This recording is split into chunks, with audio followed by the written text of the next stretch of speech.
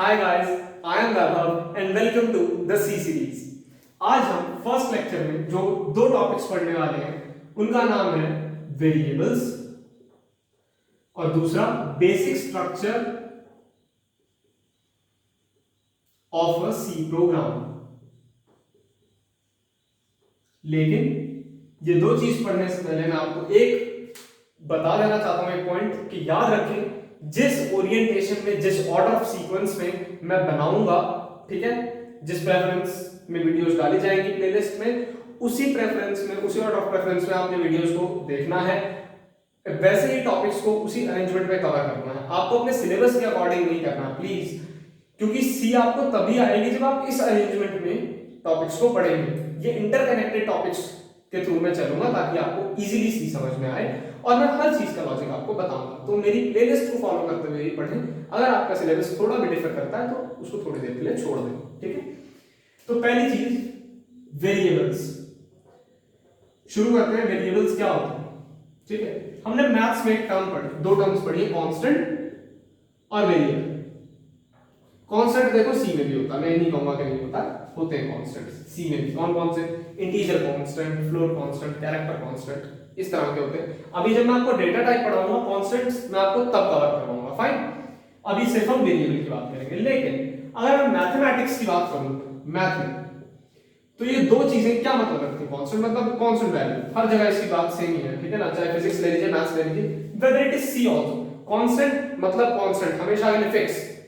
Maths में variable का मतलब क्या होता है? ये तो कांस्टेंट हो गया, फिक्स। मैथ्स में वेरिएबल का मतलब होता है whose value can change, ठीक है। बट सी में, सी लैंग्वेज में थोड़ा सा डिफरेंट है वेरिएबल्स का मतलब। वो क्या है? अभी मैं जब डेफिनेशन लिखूंगा तो आपको कुछ कुछ क्लैरिटी आ जाएगी। It is the name given to the memory location where a constant value is stored। जहां पे कांस्टेंट वैल्यू स्टोर हो रही हो उस मेमोरी लोकेशन का नाम वेरिएबल कहलाता है सी में। अब जो सी लैंग्वेज में एक कुछ चीजें ना, जैसे डेटा शुरू में आप पढ़ेंगे, एक यूनिट 1 में सीपीयू, एएलयू, ये सारे टॉपिक्स मैं बाद में कवर करूंगा। और जो हिस्ट्री ऑफ सी लैंग्वेज है उस पे मैं ज्यादा एम्फसाइज नहीं कर रहा हूं। ज्यादा किसी को अगर पढ़ने का शौक है तो आप विकिपीडिया पे जाएं, अच्छे से उसकी हिस्ट्री डिटेल्ड एक्सप्लेन्ड है, आप वहां से देख सकते हैं। मैं ये सब नहीं कवर करूंगा, टेलिसिरिजी एंड नॉट, ठीक है ना, कि टेलिसिरिजी ने कब बनाया, क्या थी उससे पहले लैंग्वेज, उसके बाद का कुछ नहीं। डायरेक्टली मैं सी लैंग्वेज कवर करूंगा और जो यूनिट 1 में नंबर सिस्टम्स वगैरह होते हैं अक्सर कॉलेजेस में, वो कवर करूंगा, ठीक है। तो it is the name given to the memory location where a constant value is stored. ये मैंने आपको बताया, लेकिन इसका मतलब क्या है? मान लो अभी मैंने आपको सीपीयू पढ़ाया नहीं, तो सिर्फ मान लो एक आर्बिट चीज, और मोटी मोटी भाषा समझने के लिए बहुत है, पेपर में रफ वर्क में डायग्राम बनाना, ये याद करने की जरूरत ही नहीं पड़ेगी डेफिनेशन। कैसे? मान लो ये मेमोरी है सीपीयू के अंदर, सिर्फ इसे मेमोरी नाम का एक पार्ट मान लो, मेमोरी नाम का कोई पार्ट है जहां पे चीजें स्टोर होती है, ठीक है। अब मेमोरी में ये कोई लोकेशन है, ठीक है, तो ये क्या होगी? Memory location. इस जगह पे मुझे 2 एक कांस्टेंट न्यूमेरिक वैल्यू स्टोर करवानी है, ठीक है जी। मैंने इसका नाम दे दिया a, फाइन। तो अभी याद कैसे रखना है? It is a name given to the memory location where a constant value is stored. यही है, it is name given to the memory location where a constant value is stored. यही तो होता है। तो आपको कुछ नहीं याद करना, सिर्फ डायग्राम बनाना है, ऑर्डर याद रखना। It is a name given to memory location where a constant value is stored. बस ये ऑर्डर में ऐसे चल पड़ो, बात खत्म। कुछ नहीं इसमें ज्यादा याद करने वाला। और डेफिनेशन के अनुसार है भी वेरिएबल वही कि एक मेमोरी लोकेशन का अगर आप कोई कांस्टेंट वैल्यू रखना चाहें तो उसके नाम को हम वेरिएबल कह देते हैं, ठीक है। अब वेरिएबल जो मैंने ए लिख दिया था ना, वो वेरिएबल का नाम क्यों था? वेरिएबल लिखने के बीच में रूल्स हैं, ऐसे नहीं कि आप कुछ भी नाम दे सकते हो वेरिएबल। ऑफ कोर्स आप लिबर्टी ले सकते हो उसका नाम कुछ भी रखने की, लेकिन कुछ हदें फॉलो करके, कुछ रूल्स फॉलो करके ही आपको नाम लिखना है। जैसे कि अब मैं लिख रहा हूं वेरिएबल राइटिंग रूल्स, ठीक है, वो मैं आपको, और ये बड़े इंपॉर्टेंट है, उसका रीजन बताता हूं क्यों। 1 1 मार्कर्स आते हैं एग्जाम में, ठीक है ना, जिनके यहाँ ऑब्जेक्टिव एग्जाम होता होगा जिन कॉलेज में, 1 मार्कर्स आते हैं उनमें, उन 1 मार्कर्स में 100% सी में पूछते हैं ये वेरिएबल है या नहीं है, या फिर वेरिएबल राइटिंग या तो रूल्स डायरेक्टली पूछ लेंगे, बिल्कुल डायरेक्टली, तो वो तो बहुत सिंपल क्वेश्चन हो जाता है क्योंकि यहाँ से सिक्योरिटी के लिए आपको मिल जाएगा। या फिर वो एग्जांपल्स देंगे कि ये 5 तरह के एग्जांपल दिए, बताओ इनमें से कौन से वेरिएबल है या नहीं है, ठीक है। तो अब वेरिएबल राइटिंग का पहला रूल क्या है, firstly variable must start with a letter और अंडरस्कोर। ये ब्रैकेट के अंदर ही होता है, सिर्फ अंडरस्कोर ब्रैकेट के साथ मत ले लेना, सिर्फ यही है अंडरस्कोर, ठीक है। जो वेरिएबल है वो या तो किसी लेटर के साथ शुरू हो या फिर किसी अंडरस्कोर के साथ, एक ही अंडरस्कोर होता है, अंडरस्कोर के साथ शुरू हो या फिर किसी लेटर के साथ, ठीक है। लेटर अब स्मॉल भी हो सकता है, ठीक है, एम, एक एग्जांपल लेटर ले लो एम, या कैपिटल भी हो सकता है, लेकिन अभी इसमें क्या ध्यान रखना है, आगे मैं अभी आपको बताता हूं कुछ सेकंड्स बाद। ये तो आपको समझ में आ गया। Second rule, no special character is allowed, character is allowed except underscore. Underscore के सिवा कोई भी कैरेक्टर आपको अलाउड नहीं है। स्पेशल कैरेक्टर क्या होते हैं, डॉलर, एम्परसैंड, ये एंड का साइन जो आप अक्सर इंग्लिश में लिखते हैं वो एम्परसैंड कहलाता है। तो ये दो साइंस जो है आप मान के चलें कि अलाउड नहीं है। इसी तरह के जितने भी स्पेशल कैरेक्टर्स हैं वो अलाउड नहीं है। तीसरा, न्यूमेरिक वैल्यूज आर अलाउड।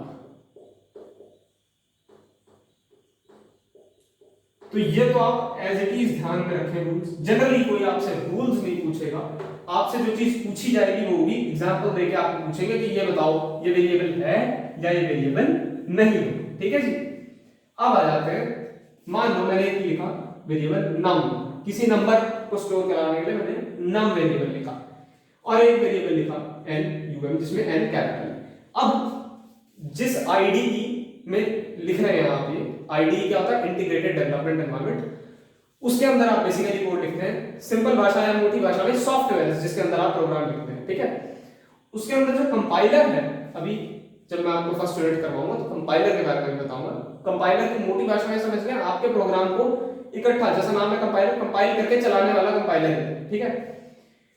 तो नंबर, ये जो NUM मैंने लिखा जिसका कैप्स है ये वाला n, और इसमें स्मॉल n, ये दोनों अलग अलग हैं, ये डिफरेंट है कंपाइलर के लिए, यानी ये सॉफ्टवेयर के लिए अलग अलग चीजें हैं। आप सोचिए मैंने तो एक ही नाम दिया, एक नाम नहीं है, ये बदले हुए नाम है, ठीक है।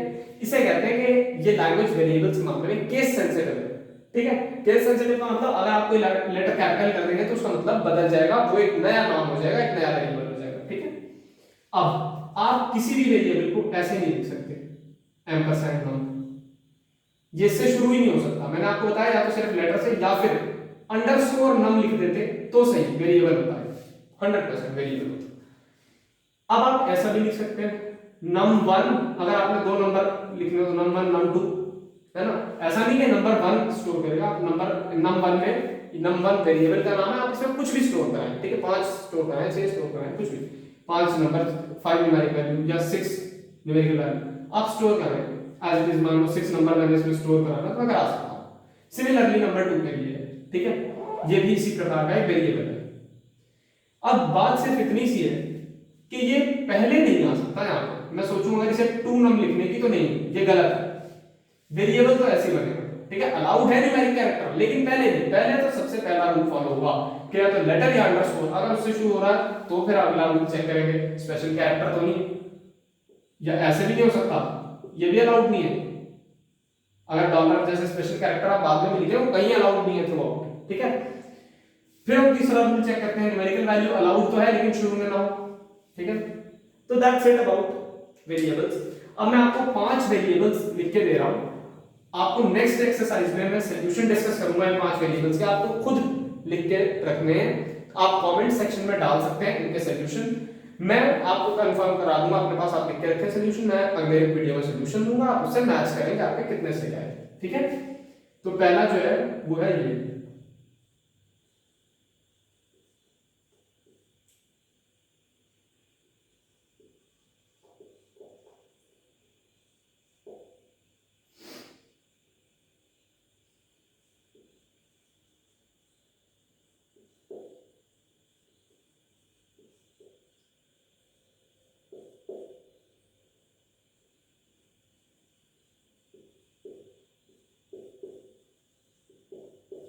तो ये आप नोट कर लें, ठीक है। ये जितने वेरिएबल्स हैं ये आपको चेक करना है कौन सा वेरिएबल है कौन सा वेरिएबल नहीं है, ये आपको चेक करके अपने पास लिखना है। अगले वीडियो में इसके सॉल्यूशन पर डिस्कस करूंगा। Now coming to basic structure of C program, ठीक है जी। क्या चीज? Basic structure of C program, या फिर आप कह रहे फॉर्मेट ऑफ सी प्रोग्राम। कैसे लिखा जाता है सी प्रोग्राम? तो मैं कुछ कमांड्स लिखता चला जा रहा हूं, डायरेक्टली कुछ लाइंस लिखूंगा मैं, उसके बाद आपको एक्सप्लेन करूंगा कि मैंने ये क्या लिखा है, ठीक है।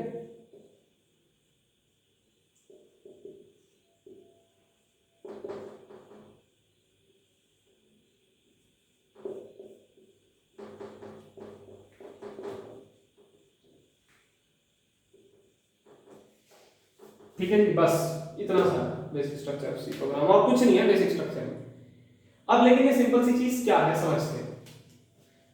अक्सर ये जो लाइन है ना सिंटैक्स बोल के पढ़ा दी जाती है, सिंटैक्स क्यों है ये चीज समझिए। ये क्या कहलाता है? इसे कहते हैं प्री प्रोसेसर डायरेक्टिव। चाहे तो आप साथ साथ नोट कर ले, वैसे तो ये आपके नोट्स में भी आपको जो मैं डिस्क्रिप्शन बॉक्स में डालूंगा मिलेगा। प्री प्रोसेसर डायरेक्टिव क्या चीज है? ये डायरेक्ट करता है कंप्यूटर को कि इंक्लूड, ये जो स्टेटमेंट है इसका मतलब इसे इस फाइल को जो इंक्लूड में लिखी है अपने साथ, इस फाइल को इंक्लूड स्टेटमेंट इंक्लूड कर ले, यानी इंग्लिश वाला मतलब बना देता है इंक्लूड का मोटी भाषा में, ठीक है। अब ये क्या है? ये डॉट एच जो लगा है ये बता रहा है कि ये हेडर फाइल है, ठीक है। Dot H stands for header file. STDIO का मतलब क्या है? स्टैंडर्ड इनपुट आउटपुट, ठीक है जी। अब ये standard input output dot H जो है ये हेडर फाइल, इसमें ऐसा क्या लिखा हुआ है? इसमें कुछ सर्टेन कमांड्स लिखी हुई है जिन्हें हम डायरेक्टली यूज करते हैं कंप्यूटर के साथ कम्युनिकेट करने के लिए। आपके साथ अगर मुझे बात करना है तो आपकी भाषा आनी चाहिए, सिमिलरली आपको कंप्यूटर के साथ बात करनी है तो आपको कंप्यूटर की भाषा आनी चाहिए। उसके लिए कंप्यूटर की भाषा में एक स्टैंडर्ड इनपुट आउटपुट ये एक हेडर फाइल है जिसमें कुछ बेसिक कोड्स लिखे हुए हैं, कुछ बेसिक बातें जिनसे आप डायरेक्टली बेसिक कमांड्स से कम्युनिकेट कर सकते हो, जैसा कि printf, scanf। ये स्टेटमेंट्स, ये फंक्शंस आपको जो है बाद में कवर होंगे अभी आगे चल के 2-3 वीडियो के बाद, तो आपको समझ में आ जाएगा कि मैं क्या कह रहा हूं, ठीक है। अब ये void main लिखा है, इसे कहते हैं रिटर्न टाइप। यहाँ पे void हो सकता है, int हो सकता है, ऐसी कई सारी होती है। या तो करीब आधी सी जब हो चुकी होगी, आधी भी क्या अप्रोक्सीमेटली आधी से थोड़ी सी कम हो चुकी होगी, तब तक आपको मैं नहीं पढ़ाऊंगा कि रिटर्न टाइप क्या होता है, उसके बाद बताऊंगा। तब तक आपका सी का एक बेस बन जाएगा, आपको आइडिया हो जाएगा कि सी में चीजें कैसे चल रही है, then you will easily understand what is return type, ठीक है। तो अभी आप इसको सिर्फ रट लें, लेकिन ऐसा नहीं है कि मैं इसका लॉजिक नहीं बताऊंगा, बाद में बताऊंगा, लेकिन फिलहाल अभी इसको आप रट लें, ठीक है। अब ये जो मेन है ये मार्क करता है starting of program, starting of main program basically, जहां से जो एग्जीक्यूशन जिसकी होनी है, बाकी भी एग्जीक्यूट होते ही हैं, लेकिन ये आउटपुट में आपको बेसिकली दिख जाता है मेन प्रोग्राम, जैसा कि इसका नाम मेन है, मेन कोड ये कंटेन करता है, ठीक है जी। अब इसमें कुछ कोड है, कुछ स्टेटमेंट्स लिखी गई हैं, उन्हीं स्टेटमेंट्स को हम एग्जीक्यूट करते हैं, इन्हीं को कोड या प्रोग्राम कहा जाता है जो इसके अंदर लिखी जाती है। मेन के साथ ये कर्ली ब्रैकेट्स क्यों लगी हैं? ये कर्ली ब्रैकेट्स बताती हैं कि मेन को, कि यहां से मेन प्रोग्राम शुरू हो गया और जैसे ही ये कर्ली ब्रैकेट बंद हुई तो वहां पे मेन बंद हो जाता है, सारा प्रोग्राम बंद हो जाता है, ठीक है, जो मेन प्रोग्राम है। दैट्स इट, सी का स्ट्रक्चर यही है, इससे ज्यादा कुछ नहीं है इन दो टॉपिक्स में, इतना ही है इन दो टॉपिक्स में। तो जिन लोगों को ये जिन्होंने पढ़ा वो नोट्स से एक बार इसको रिवाइज करें, प्रैक्टिस करें। आपको अभी कोडिंग जो एग्जैक्ट प्रोग्राम बिल्डिंग है वो आगे 2-3 वीडियो के बाद मैं आपको बताऊंगा, जब मैं आपको थोड़ी बहुत चीजें बता चुका हूँ, ठीक है, इस सी लैंग्वेज की। तो thank you for watching and stay tuned for next videos and please do share, like and subscribe. Thank you.